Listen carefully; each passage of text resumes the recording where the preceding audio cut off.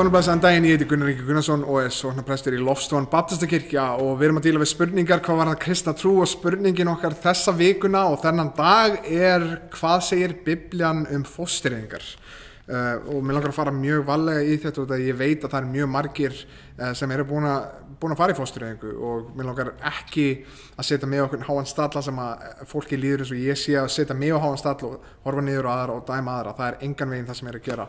Boðskapur Biblíunnar er að allir þurfa á náð Guðs að halda, að gjöf Guðs í Jesú Kristi er opið öllum sem taka á móti því. Þannig að það er það sem þetta snýst Ég er engan veginn að setja mig á háan stall. Ég er settur á þennan stað til þess að svara því hvað Biblían segir fóstureyðingar. Þannig að við ætlum að fara í hvað Biblían segir fóstureyðingar. Það er mjög mikið það sem að Biblían, það er ekki notað orðið fóstureyðing út af því að það er frekar nýtt orð. En það er oft talað hvenær líf hefst og við sjáum hér til dæmis í Sálmi 139 sem er í vers 13 og 14. Þar segir Davíð, þú hefur myndað nýru mín, ofið mig í móðurlífi. Ég lofa þig fyrir það að ég er undursamlega skapaður. Undursamlega eru verk þín, það veit ég næsta vel. Og við sjáum til dæmis í Jeremía 1 í versi 5, þá segir hér, versi 4 og 5, orð drottins kom til mín. Áður en ég mótaði þig í móðurlífi valdi ég þig, áður en þú fæddist helgaði þig og ákvaða að þú yrðir spámaður fyrir þjóðirnar. Þannig að við sjáum aftur og aftur í Biblíunni þá er þessu hugmynd sett fram að þegar barn er í móðurkviði þá er það barn og þá er það sköpun Guðs og þá er það persóna sem við erum að tala Og þannig að þegar kemur að fóstureyðingum og hvað Biblían segir fóstureyðingar þá er það að fóstureyðingar eigi ekki þessi stað, að þetta er persóna sköpuð í ímynd Guðs og ég veit að það eru ýmsar erfiðar kringumstæður, mjög mikið að erfiðum kringumstæður þar sem fóstureyðingar koma inn í spil og koma sem hugsun hjá fólki en það sem ég hef líka tekið eftir er að vísindalega þá er mjög erfitt, ég skil ekki alveg svona hvenar líf hefst, okkur núna þá erum við búin að setja eitthvað takmörk, það er að segja eftir x margar vikur að þá er þetta barn ekki lengur hægt að eyða fóstrinu því að nú er þetta orðið persóna eftir 18 vikur eða 12 eða 20 vikur sumstaðar í heiminum og 24 vikur held ég sumstaðar í heiminum. Þannig að vísindalega skil ég ekki alveg af hverju eftir 12 vikur eða eftir 20 vikur eða 24 vikur þá er þetta orðið persónan en ekki fyrir. Ég skil ekki alveg rökin á bakvið þannig að það eru margir sem segja út af því að þetta er minna, út af því að stærðinni að þá er þetta minni persóna heldur en eftir á en það gengur ekki upp ef við færum þetta yfir á 6 mánaða barn. Það er ekki minni persóna heldur en ég 6 mánaða barn þó að þessi mjög minni en ég. Ef við hugsum það er ekki nóg þroskað ef við færum þetta aftur yfir á 6 mánaða barn þessi lógík virkar ekki alveg ef ég horfa á 6 mánaða barn og það er ekki jafn þroskað ég en á sama tíma þá er það ekki minni persóna en ég.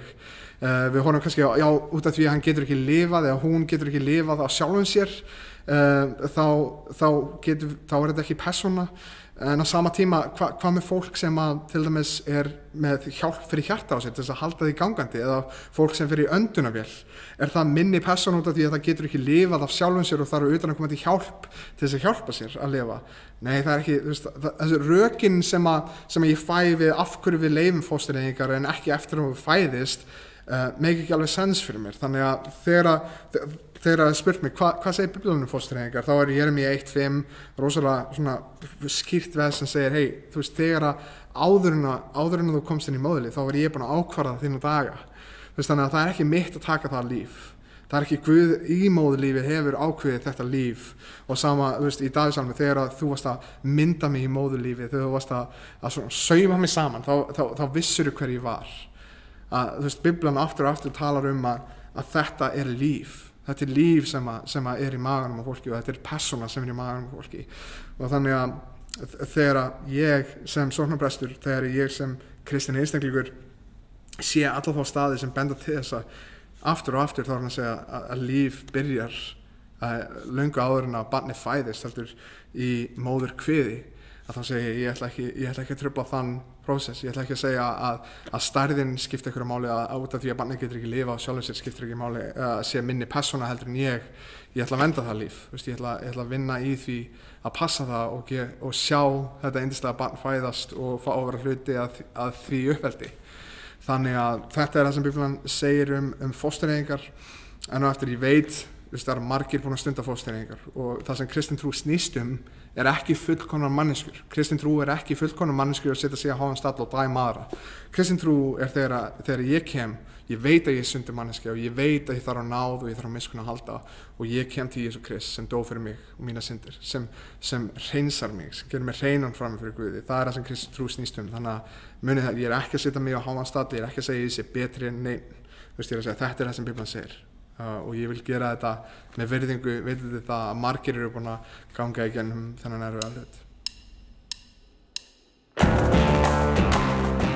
Takk fyrir að horfa á þennan stutta þátt. Ef þú vilt að við tökum einhverju sérstakar spurningu fyrir, endilega senda okkur e-mail eða þú getur senda okkur spurningu með því að setja komment við þetta vídeo. Þú getur líka að fara inn á Facebook síðu Loftstofunnar sem facebook.com/Loftstofan og skilja eftir spurningu á veggnum eða senda okkur skilaboð og við myndum elska að taka það fyrir í þessum litla þætti okkar.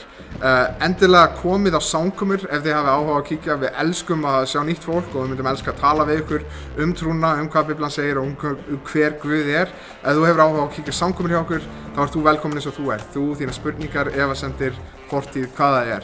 Við hittumst í fjölbyrðaskólanum í Garðabæ klukkan 1 á sunnudögum. Við myndum elska að sjá ykkur þar, þannig að endilega láta sjá ykkur. Ef þú vilt horfa á fleiri myndbönd eftir okkur í Pála G, þá getur klikkað á linkinn hér til hliðar. Njóttu vel og takk fyrir að horfa.